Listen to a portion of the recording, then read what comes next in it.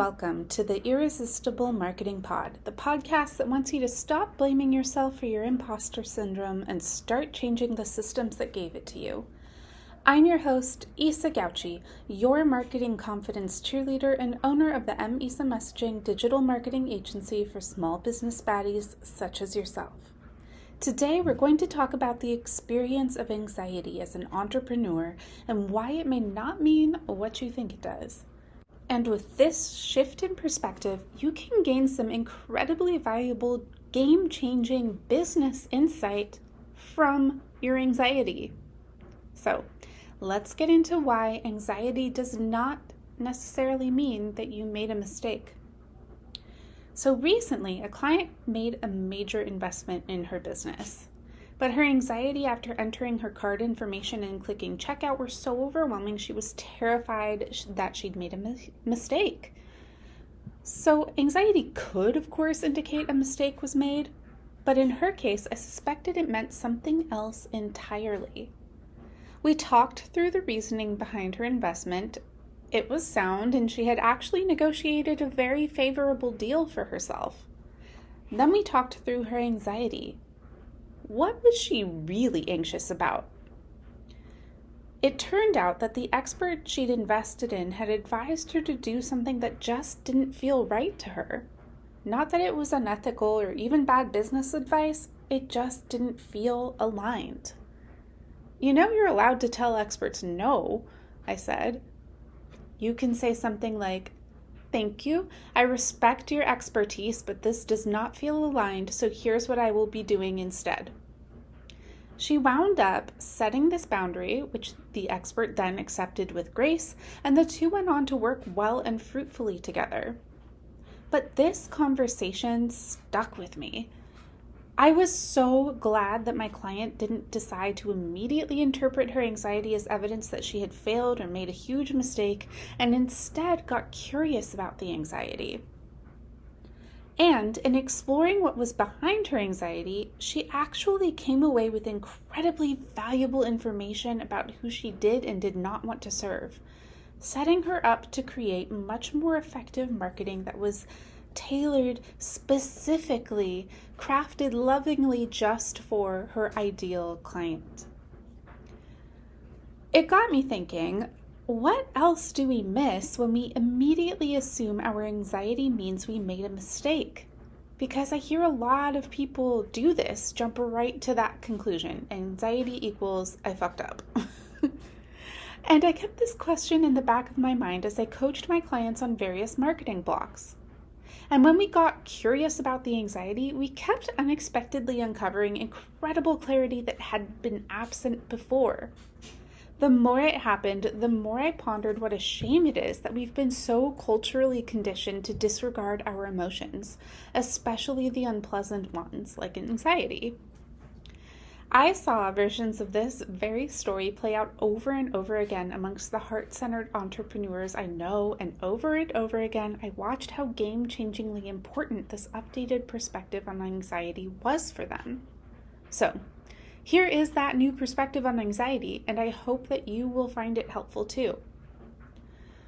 So let's set the stage with what anxiety is there to do in the first place. The thing is, we're wired to be scared of the unfamiliar because our brains are marvelously intricate things that evolved over thousands of years to keep us alive and kicking. So you cannot tell me that we developed such rich and complex emotions without an evolutionary purpose, including anxiety. And though it might feel inconvenient and awful if your anxiety keeps warning you about non-existent danger around every corner, there certainly are circumstances when the caution, avoidance, or evasive maneuvers anxiety nudges us towards are actually quite prudent. Like, don't pet that rattlesnake. Don't take that blind turn across 4 lanes of high-speed traffic. Do not give that crypto bro your phone number. You see, sometimes it helps us avoid disaster. But the problem is that anxiety can have an inconveniently broad working definition of danger that it's trying to protect us from. For instance, anything new, unfamiliar, or uncertain. Because if you think about it, technically, we only have empirical evidence that we can personally survive what we already have. Thus, anything new could easily be interpreted by our survival instincts as a threat. Even if that new thing happens to be something we really want or are even actively working towards. Like more views, more followers, subscribers, and downloads, more engagement, more clients, more money, more attention, more people who care about, respect, and adore you, healthier relationships, healthier habits, getting support, mentorship, and guidance, even just getting adequate rest. So if you, like me, have had the odd experience of increased anxiety upon hitting a goal, it actually makes a whole lot of sense because each level up is a leap into the unknown. Another way anxiety tends to visit talented entrepreneurs at seemingly odd times is when you know what you need to do to get the thing you want, but every time you go to do it, you become so consumed by anxiety you can't do the thing you need to do. Like marketing. Fear of visibility, anyone? Now, here's where I see a lot of talented entrepreneurs go a bit sideways. They identify the anxiety as the problem and concentrate on trying to shut it off, escape it, or numb it out. And here's why that is a problem. Because anxiety, plain and simple, is there to protect you. It's a complex physiological alert system that you may have a dangerously unmet need, want, or boundary that requires your attention. So even if you succeed in getting rid of the discomfort of the anxiety, you won't have addressed the unmet need, want, or boundary that is spiking the feeling of danger, and thus you'll be on a constant hamster wheel of evading the constantly triggered anxiety. I've witnessed exciting things happen when entrepreneurs stop running from their anxiety and instead get curious about it. What is it trying to warn you about? Because when you get to the root of the quote-unquote danger your anxiety is trying to protect you from, you can actually do something about it, and your body gets to shut off the anxiety sprinkler alarms. So, let me walk you through some examples of how I see anxiety showing up to try to advocate for entrepreneurs. Number 1, anxiety is trying to tell you that your body needs extra attention to feel safe during an up level. When you drastically change your circumstances, even in ways you want, like more money, attention, success, and freedom, you have entered completely unfamiliar territory. Knowing this, you can anticipate that your body may interpret this lack of familiarity as danger. This is why it is so important for entrepreneurs to cultivate practices that bring their physical bodies back to a sense of safety, regardless of what's going on externally. The particular tools that achieve this are different for everybody, but I prefer somatic practices or ones that directly address the experience of the physical body to help keep my nervous system calm no matter how new or uncertain my circumstances may be. I love things like breath work, yoga, meditation, horseback riding, and roller skating. These are some of my very favorite practices to keep my body feeling safe, capable, and confident and competent. There is something very powerful about practices that help you regulate your breathing so that your body doesn't stay in or accidentally slip into its emergency response mechanisms. So you can find your own that works for you, that keeps your physical body feeling safe and comfortable, regardless of what's going on externally. And in times when you are entering new territory, even if it's good, you can plan some extra attention for your body, some extra somatic practices and tools to regulate your nervous system, keep you feeling safe, calm. And what happens when we don't do this? The alternative I've found is that there's this body that is stuck in fight or flight to any new circumstance, no matter how wanted that circumstance is. And as my mentor Sarah Byer likes to say, when your body is prioritizing fight or flight, it sends its resources to the things that make you better at fighting and running away. So basically, your resources are concentrated to make you fast and dumb, which, like Sarah likes to say, is not the ideal state for a CEO. There's not a time as a CEO where it's best for you to be fast and dumb. All right, number 2. Anxiety is trying to warn you that your resources are being drained and you need to protect yourself by setting a boundary. Because sometimes anxiety is there because something actually is wrong.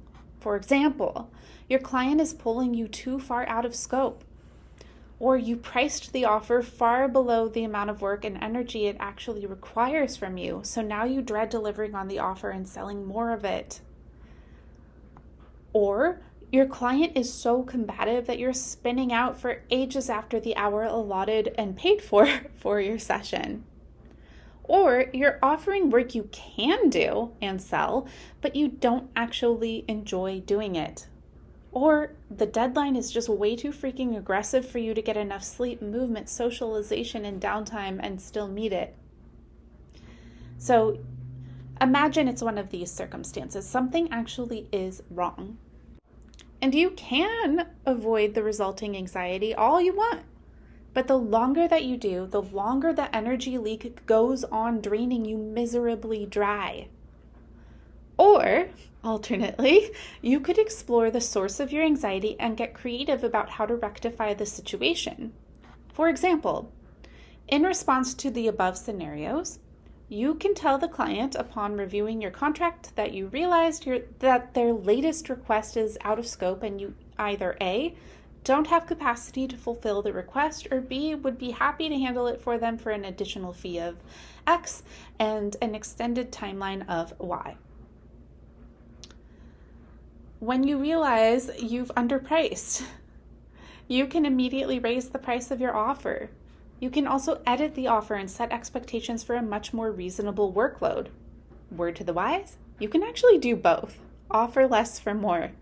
Because the better you feel about delivering on your offer, the easier it will be for you to sell it, because you won't be secretly resenting your customers. Oh, and that combative client I mentioned that leaves you spinning out for hours after the 1 hour session you paid for, you can actually go ahead and fire your client. That's a thing you can do. Check the terms of your contract and bow out as gracefully as you wish. Here's another big one.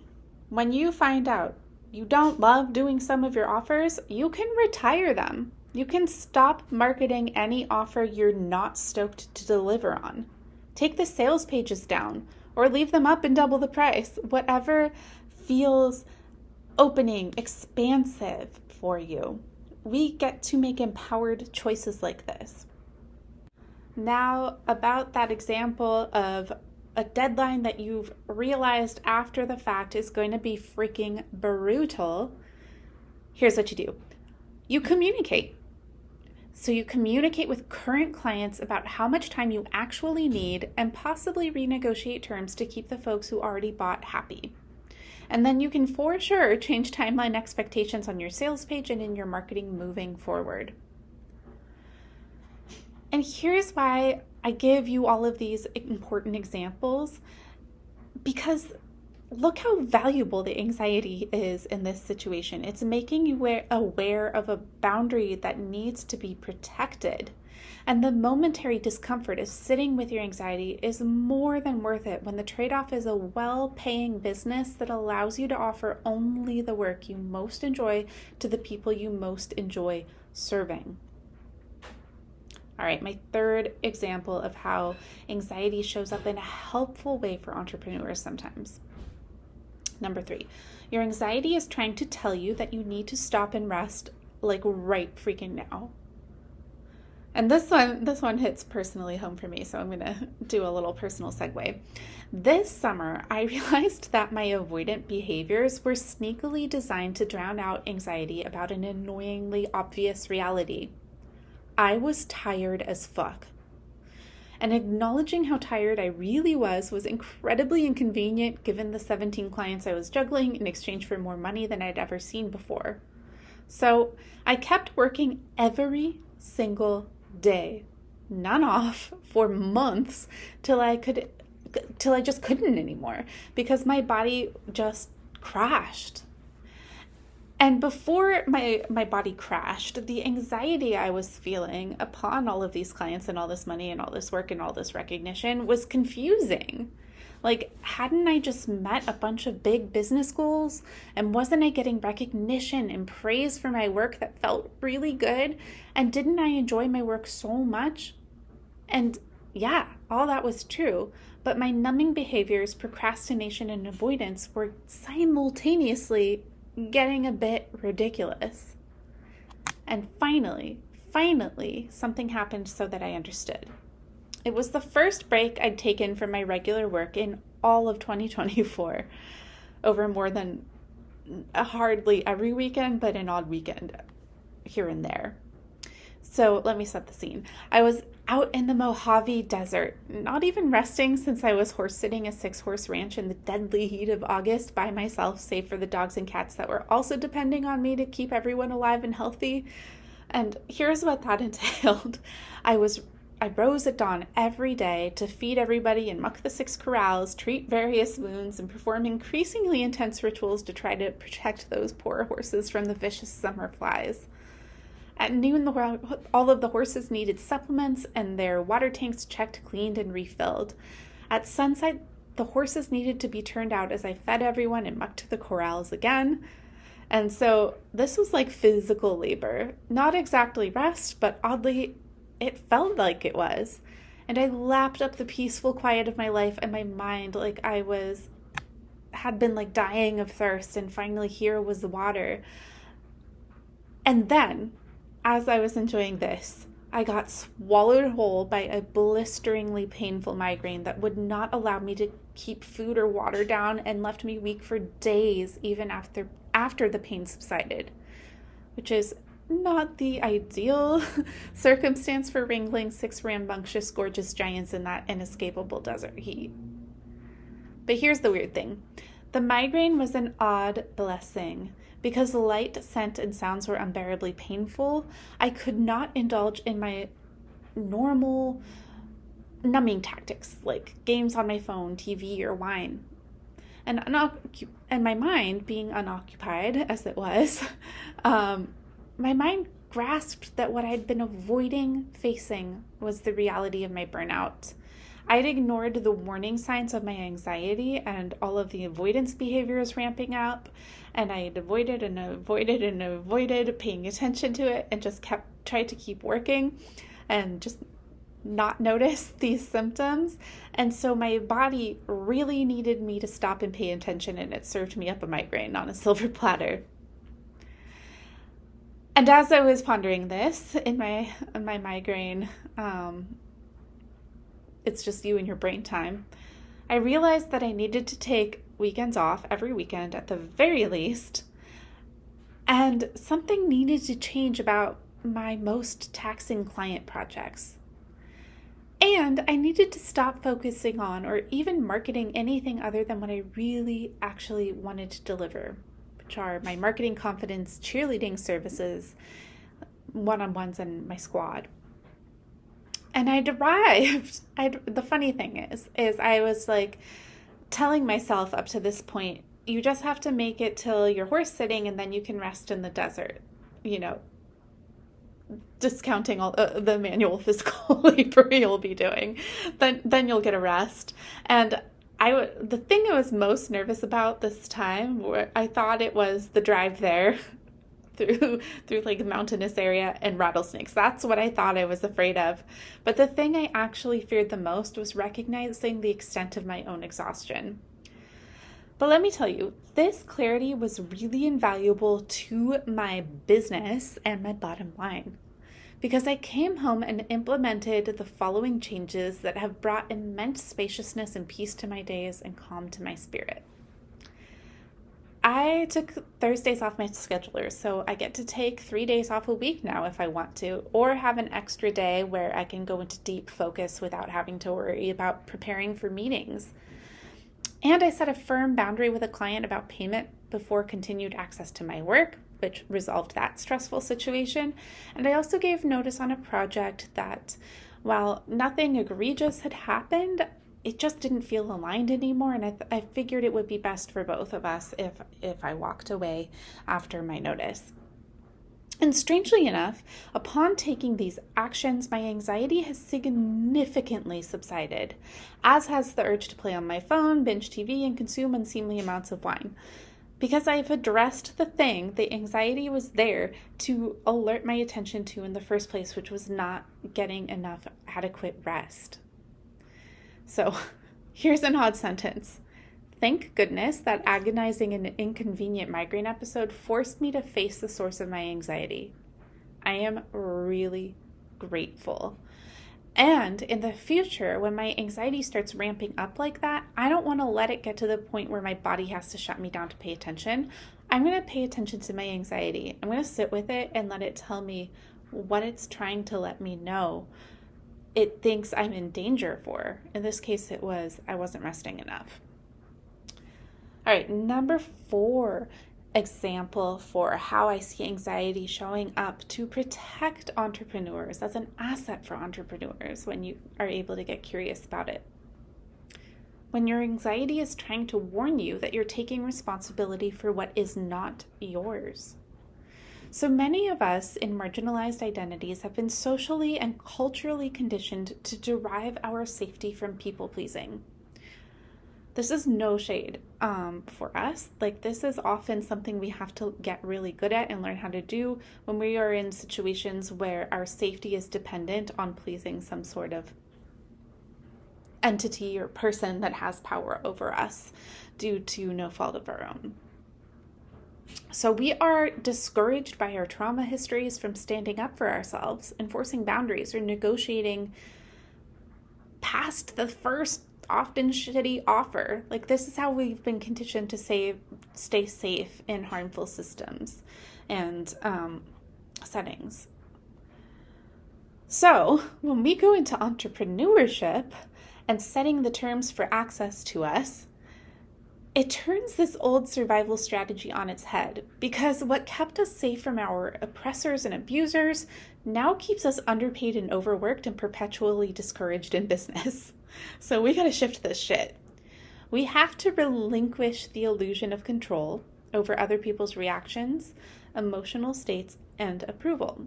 And we also have to relinquish our belief that we are responsible for these things. Because until we do, marketing is a terrifying, anxiety-invoking prospect. How would we show up in an expansive, big, visible, audacious way in service of our big vision, our big mission for the world, and fully owning our power, our unique medicine, our magic? How are we to communicate that in marketing and offend no one, provoke no one, and convince everyone that we're worthy enough to do what we do and charge what we charge for it? We can't. We can't when we're taking responsibility for other people's emotions, and that we automatically interpret any negative reaction to us as us doing something wrong, as us being unworthy, as us being undeserving, unlovable, etc. Marketing doesn't work when that is how we view our control and our responsibility and what we owe with our marketing. It doesn't work that way. So, when we decide it is merely our responsibility to show up in alignment with our values, marketing gets way less scary. Because trolls can be as nasty as they want. People can think we're too expensive or not qualified enough or delulu in our vision for our business and our movement and the change we are creating in the world. But all those reactions won't change our belief in ourselves and the value and importance of our work. We also know we're worthy of badass boundaries to protect our energy from haters hating and skeptics from dragging down the vibe. We get to set responsibility for other people's reactions to the left. All right. Number 5, a way that anxiety might be showing up for you as an entrepreneur as a way to warn and protect you from something. Your anxiety could be warning you that you're following someone else's map rather than your own inner compass, and it's leading you astray. Sometimes the shoe doesn't fit and neither does the template or someone else's social media strategy or launch formula. And that is actually okay. When you take the wild dive into the chaotic unknown of entrepreneurship, it can feel comforting to have rules to follow and boxes to check to return us to some semblance of safety, of doing what we're supposed to do. But here's the truth. Trying to adopt someone else's special sauce does not help you find yours. And if you're a chronic pain babe like me, you literally cannot follow the plans and strategies and advice of folks who have a very different level of energy they can rely on each day. And solopreneurs can't follow guidelines constructed for full marketing teams. Parents are going to have different amount of time available than folks that don't have kids. Like, we all have unique situations and contexts, and it is my firm belief that the right marketing strategy works with our situation and context. It does not require a superhuman feats or overriding our needs and boundaries. So the right marketing strategy, the right marketing plan for you is the one you'll actually use without it hurting you. Finding your marketing strategy that works for you, is in alignment with your values, partners with your circumstances and your energy and your capacity, is totally available for you. It is there for you to find and discover. It is likely that you won't find it until you find the capacity to say no, though. Because to trust yourself, your intuition, and your knowledge of your work and your people over advice that feels wrong often requires you to trust yourself enough to say, no, I know better, even when people are telling you that's not the case, or trying to say their way is the only way to do it, or you won't get what you want unless you follow their formula. So it takes some self-trust building, some confidence building, some boundaries work to get to the point where you can trust yourself for what works best for you, what works best for your business, what you're offering to your people, etc. No one is going to give you permission to innovate in your own unique way. It is important to understand that. Only you can do that.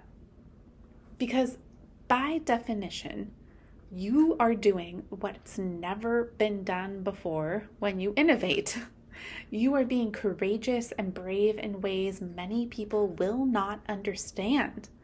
And luckily, you don't need to convince them that trusting yourself is the safest choice of all, but you do have to heal enough to believe it for yourself, to trust that you got this.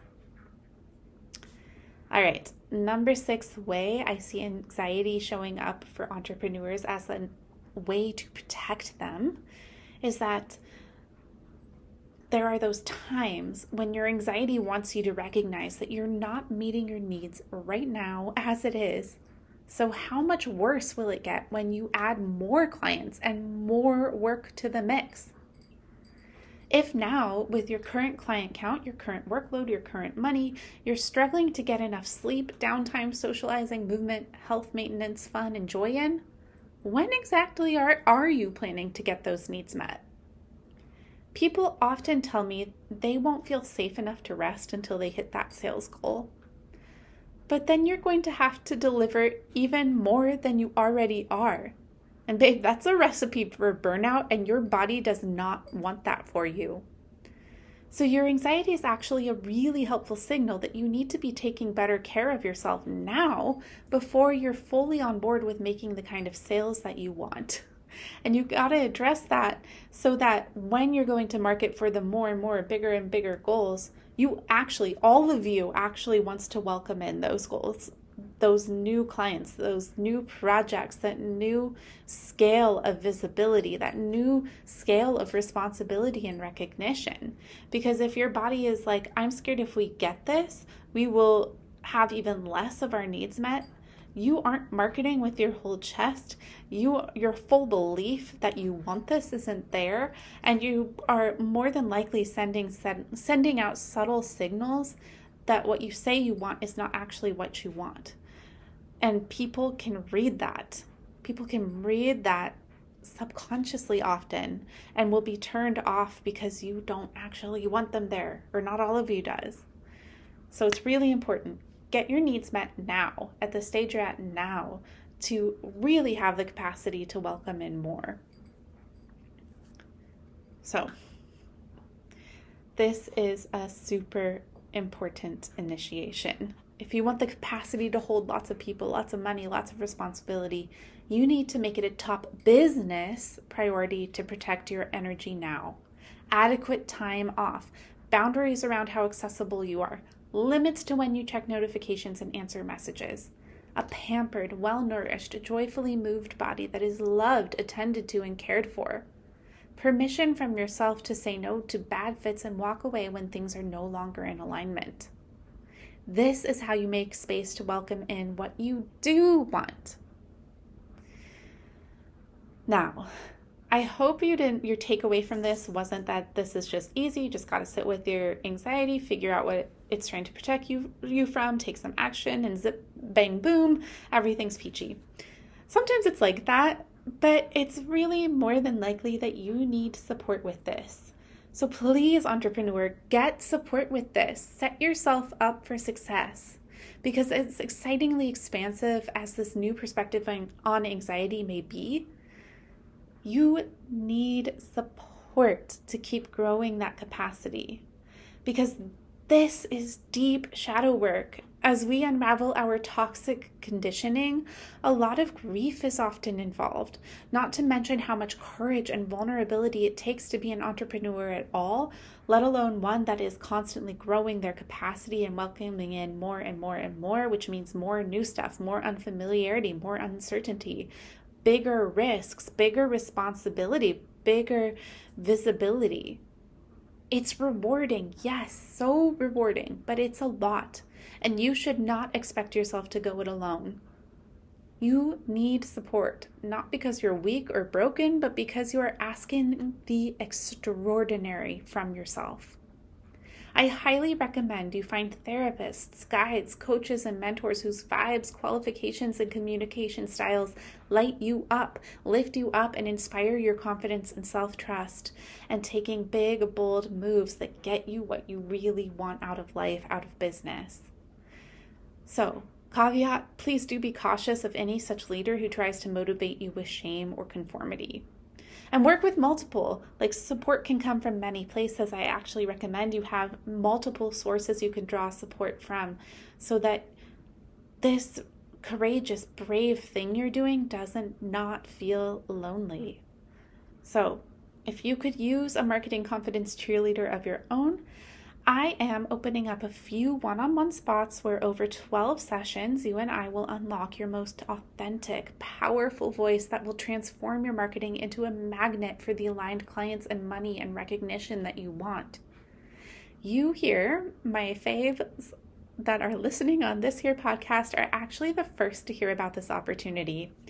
So DM me if you would like to claim a spot before I open this offer up to the public, which I am doing on Sunday, September 15th. I have very, very limited spots for this. I cannot emphasize that enough. So if this is for you, DM me now. Click on the Work With Me one-on-one link in the show notes, and we can get you all set up. It's a really exciting opportunity. And if you really have been struggling to build that self-trust as an entrepreneur, struggling to find your authentic voice as an entrepreneur, for fully engaging, effective, irresistible marketing that does not compromise on truthfulness, on consent, on authenticity, I would just so love to work with you. There is so much growth that can happen in a short amount of time in a fun and pleasant and expansive and exciting way. All right. That's it for now. Don't forget to drop me some stars and an honest review of this podcast. It helps it get in front of more people. It brings a smile to my face. I just so love hearing from you, and feel free to suggest topics and guests for this show. Until next time, love you, bye.